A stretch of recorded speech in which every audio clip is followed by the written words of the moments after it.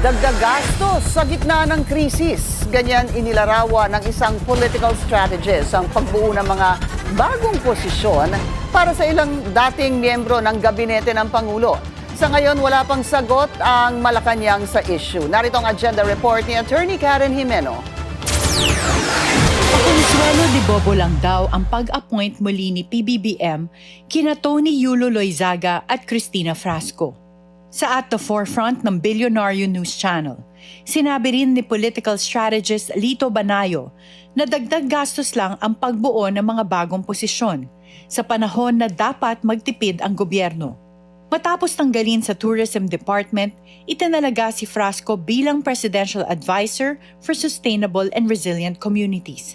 Si Yulo Loizaga naman na dating DENR Secretary, ginawang Special Envoy for Disaster Risk Reduction and Management.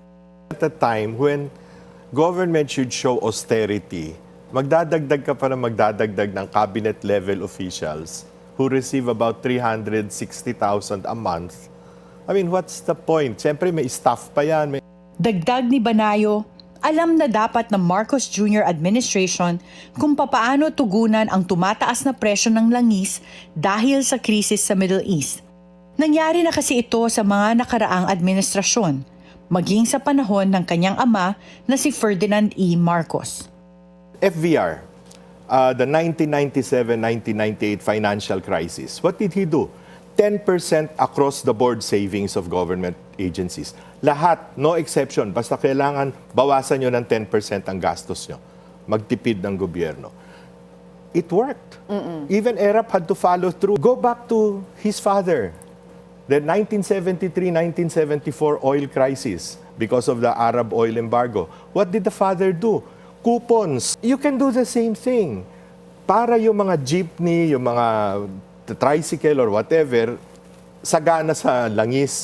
Git pa ni Banayo, hindi maganda sa mata ng publiko na nasa acting capacity lang ang halos 100 miyembro ng gabinete ng Pangulo dahil nagpapakita ito ng kakulangan sa pamamahala.